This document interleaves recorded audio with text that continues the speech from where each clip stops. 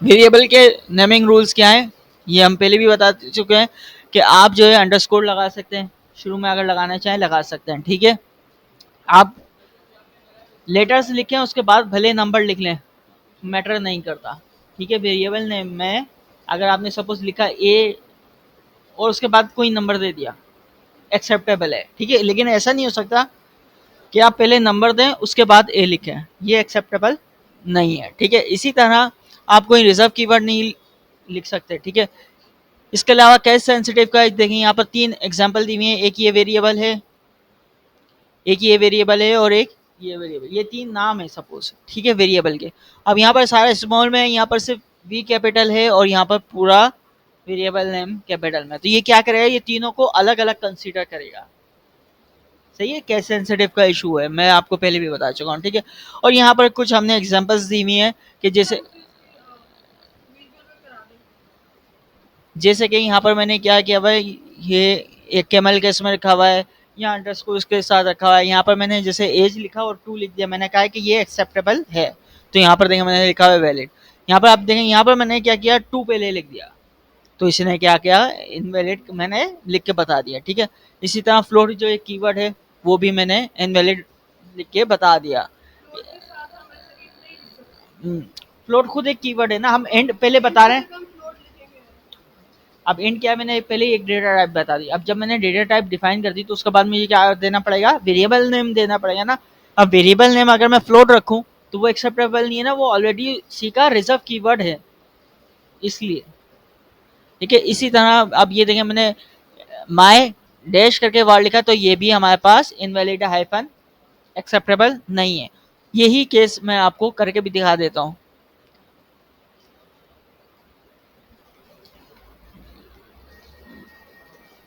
ये हमने नॉर्मल किया हुआ है एज का, ठीक है। अब मैं चाहूँ तो मैं एक वेरिएबल ऐसे भी बना सकता हूँ,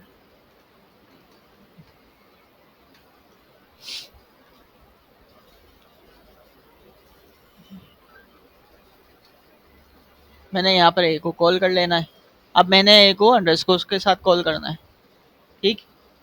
मैंने फाइल को चलाया, आ गया।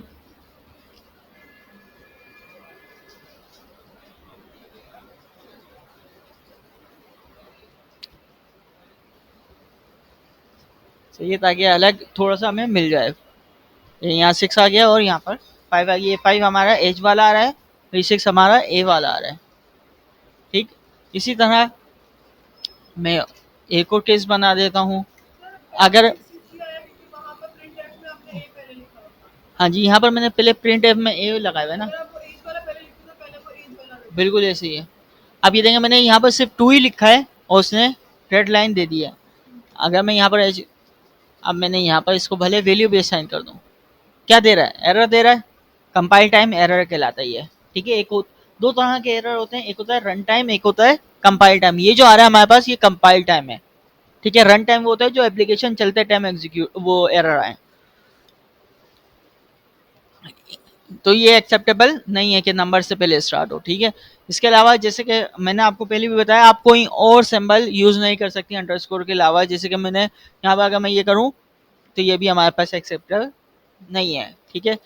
इसी तरह अगर मैं ये हाइफन लगाना चाहूँ बीच में तो ये भी एक्सेप्टेबल नहीं है, एरर दे रहा है कंपाइल टाइम, ठीक है। ये सारे हमारे पास जो है मकसद वो है, जैसे ये मैं आपको बता चुका हूँ। मैंने यहाँ पर देखें नॉर्मल वेरिएबल भी दे दिया, अंडरस्कोर के साथ भी दे दिया, और जो इनवैलिड थे वो भी आपको करके दिखा दिया। हाँ, अब मैं अगर ऐसे करूँ ये, तो ये एक्सेप्टेबल है। आप लेटर दे दें उसके बाद भले नंबर दे दें, हाँ बिल्कुल यही सही है, ठीक है। तो आप भले कुछ भी करते हैं, तो आप इस तरह से भी, अब मैं इसको कॉल भी कर सकता हूँ, ये कॉल भी हो जाएगा।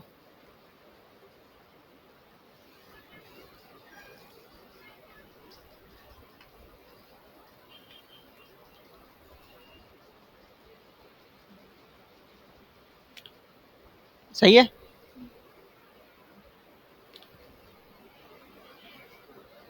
बाकी हम कोई रिजर्व कीवर्ड नहीं रख सकते, तो रिजर्व का कीवर्ड की भी मैं दिखा देता हूँ आपको, जैसे कि हमने वहाँ पर दिया, मैं यहाँ 4 लिख देता हूँ ताकि एक अलग सिनेरियो हो जाए हमारे पास।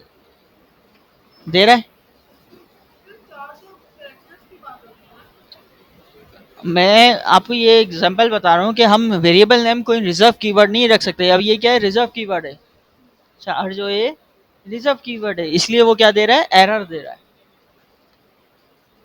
क्लियर है?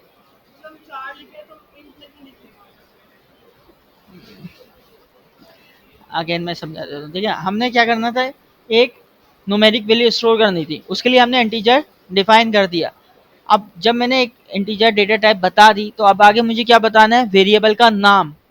सही है, तो मैंने ये कहा कि ये जो वेरिएबल का नाम है कोई रिजर्व कीवर्ड नहीं हो सकता। ये चार क्या है, रिजर्व कीवर्ड है, तो मैं इसको असाइन नहीं कर सकता।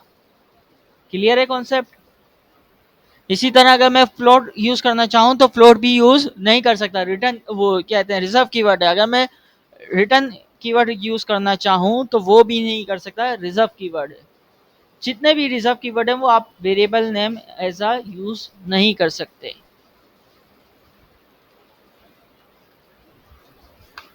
क्लियर है कॉन्सेप्ट? आप इस तरह से कर लो। ये कैमल केस कहलाता है कि आपका जो है, कैमल केस समझते हैं? कैमल केस समझती हैं? ऊंट देखा है? कैसा होता है ऊंट? तो ये भी ऐसे ही है। ठीक है, गर्दन नीचे, फिर उसका वो कुब आ जाता है, फिर वापसी नीचे। तो यहाँ पर ये गर्दन नीचे है, कुब आ गया और ये वापसी। कैमल केस कहते हैं इसलिए इसको। रीजन ऐसा ऐसे कुछ नहीं है, मकसद मैंने आपको बता दी कि आप ये वेरिएबल नेम इस तरह से जो लिखा हुआ होता है उसको हम किस नाम से जानते हैं, कैमल केस के नाम से जानते हैं। ठीक है, जैसे हमारे पास कैपिटल केस होता है, लोअर केस होता है, यानी अपर केस होता है, इसी तरह ये कैमल केस कहलाता है। सही है?